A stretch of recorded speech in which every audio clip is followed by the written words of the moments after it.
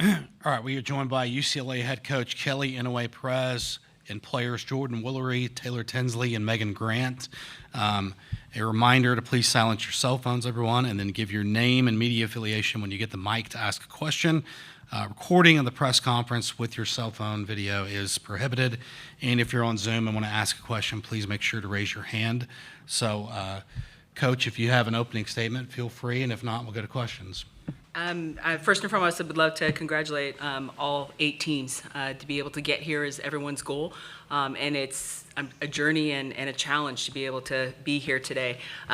Also, always like to shout out, what happens here in Oklahoma. What they do to bring an event like this, create the noise, the excitement, bring in the fans. I think is a great opportunity. Also to USA Softball for just being able to also recognize some of the greats that have had outstanding careers. But today, this is about my team, my Bruin Bubble, and I'm so proud of their ability to be able to not only set out a goal, but to do what they needed to do to get here, and we're excited to play. So with that being said, I can't wait to get started. Okay. We'll go front row on the left right here. James Kreppe with the Oregonian. Kelly, over the 7 years that Missy's been there, what to you has made that series special? And it obviously predated her being there, but in a series that you guys had really dominated this season, was the first time they took a series from you, but it was still very, very competitive. And the Brook transfer and everything else, what has made that a rivalry that has obviously continued in the Big Ten and been special?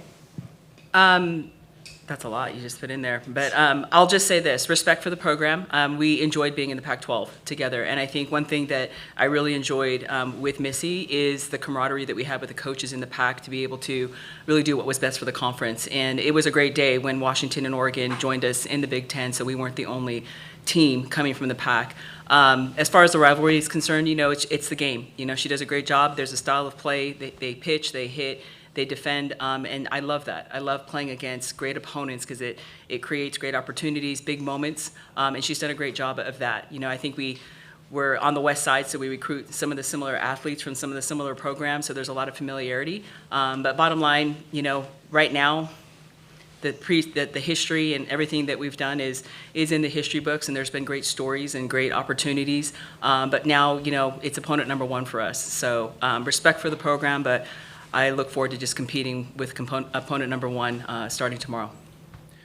Okay, we'll stay front row left. Tim. Coach Tim Willard with the Los Angeles Times. What did you learn from that series you played, a month and 5 weeks ago, and how does that affect your approach going forward? The Oregon series? Yeah, what I learned is that was an opportunity for us in the middle of conference, on the road, and what I learned most is our best was yet to come.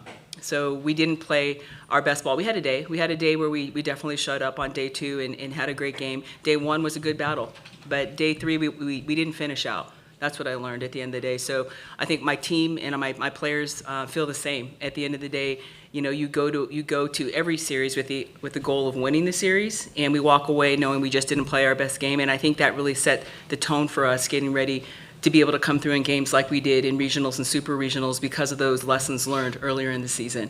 So that's pretty much what I learned from that.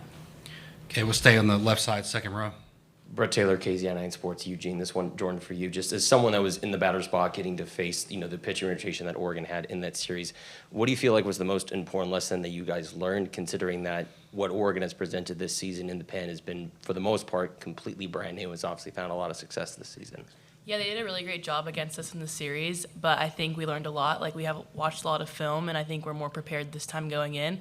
Like Coach I said, I feel like our best is yet to come, and we are still young, but I think we've gained a lot since those last month and 5 weeks, like you said, so I think we're in a really good spot now, and we're excited to play. Okay, second row left again, Eli. Eli Letterman, ESPN, for Jordan and Megan. I think there's a famous story about you being separated in the lineup and letting your feelings be known about that. But I'm curious about the relationship you two have forged off the field over the years and how that has spilled into the lineup to the point where it feels so important that you do hit back-to-back. Jordan, you can go first if you don't mind. Okay. Yeah, Megan's the best. I'm grateful to be hitting in front of her, and I feel like our relationship is so special, so it makes it easy to have someone you love, trust, and care about hitting behind you. I think that just makes our relationship so much better on the field, and like off the field, I know Megan's gonna have my back no matter what, and like there's been moments where we're there for each other, regardless of like ups and downs. So I think just having someone so supportive and so loving, like as a teammate, but most importantly as a friend, it means a lot to me. Yeah. I would have to agree with that. I mean, just knowing Jordan from the start, we clicked immediately. Like, even before we even got here, and it was always like, when's our time, and we finally get here, and it's just a special bond you kind of can't break.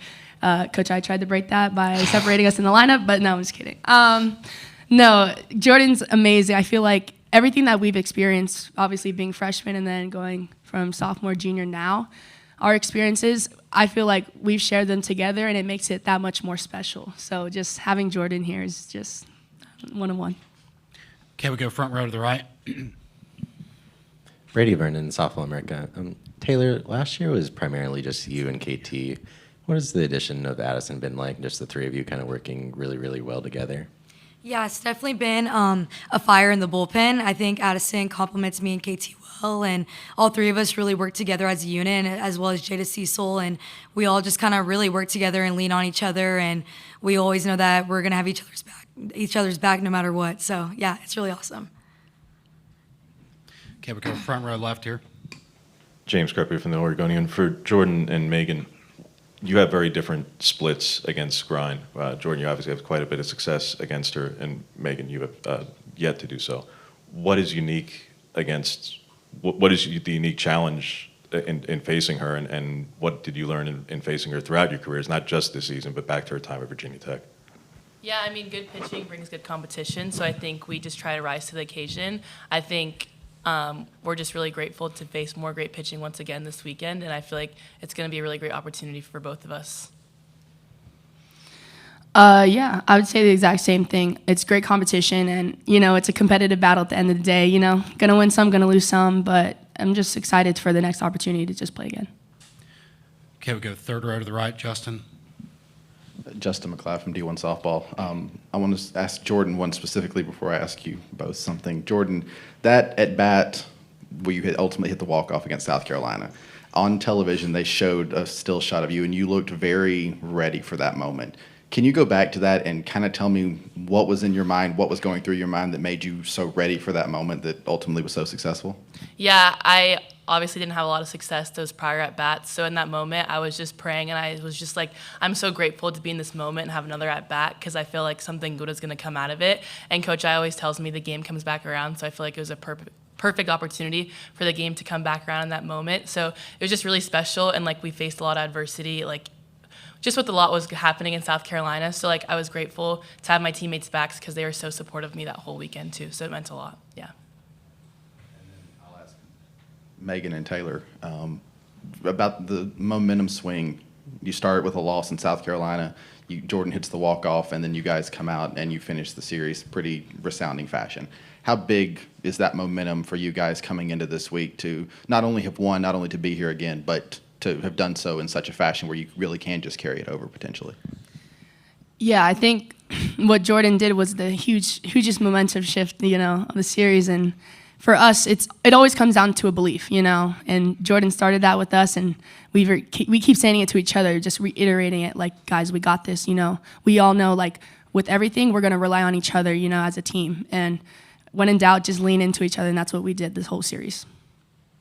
Yeah, we talk a lot about just loving one another and really just playing for each other and just for the love of the game, and just kind of like we're kids playing wiffle ball like all over again. So that's really all it is. We're just having fun out there, and we're loving one another and just loving the game.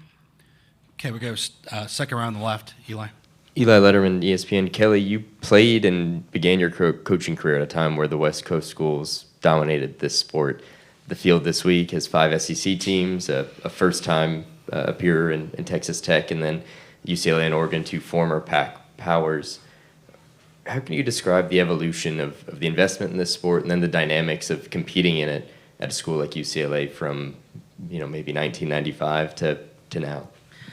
89, but that was close. I'm going to say this.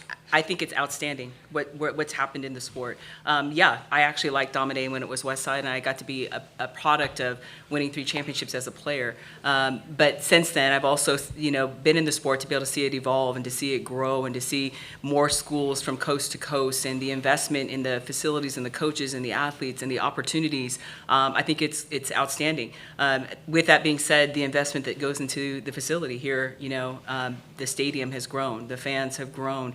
And for us, that's what we want to do. We say this is the biggest, the greatest opportunity on the biggest stage. And I love that, back in the day, when we go back, the only game that was televised, and sometimes it was tape delayed, was the championship game.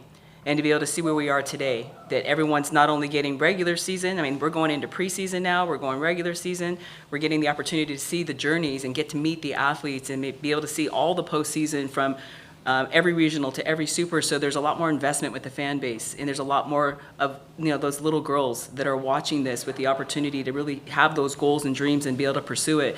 So I share with these athletes all the time, they are a whole different type of role model than we were back in the day.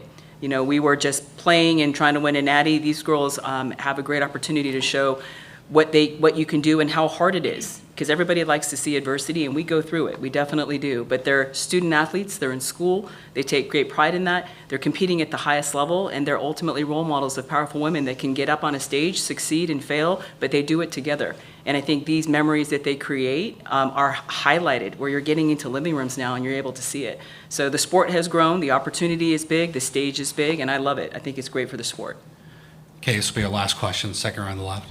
Brett Taylor, KZI9 Sports Eugene. Coach, this one's for you. Kind of talking a little bit about Addison. I know Taylor talked about it, but just what's it been like watching her development as a freshman this season, coming from a kid from Bend, Oregon, small little area, moving to UCLA, and watching her journey grow is a big key component. I have had the great opportunity to watch her, all through her high school career and what she's done, and have been able to build a great relationship with her of how she just played when she was younger, and every coach in the country was watching her play, to being able to be Gatorade Player of the Year for Oregon, and then have a challenging junior year. But I'm most proud of what she did in her senior year to be able to just overcome just the challenges. She's young and she's talented, and she, there's a big eye on her and a lot of judgment. So what she did in high school to be that not only Gatorade, the state champion, Gatorade Player of the Year, and national, so much credit to her. To be able to be a Bruin, then you just come and you start learning as a freshman. No matter how great you are and how talented you are, your ability to transition away from home and then become a freshman is a challenge. But I love her coachability. She is more than just what she was. She's a better version of herself from what she was in high school, and that, to be able to have at the highest level of high school be decorated, still want to be coachable and develop other weapons, has been something that I have so much respect for her. My pitching coach, Rob Schweier, has paired up with her, and it's been tough. Earlier in the season, it was very emotional. She didn't want to really focus on doing other things, but it was preparing her for moments like that she had through the end of season into today. So she is a better version of herself. It's tough being a freshman. We can go back and learn just the transition. But I love her to death, and I'm so proud of her growth, and her future is very exciting. Okay, that'll wrap things up for UCLA. Thank you. Thank you. Thank you. Hammond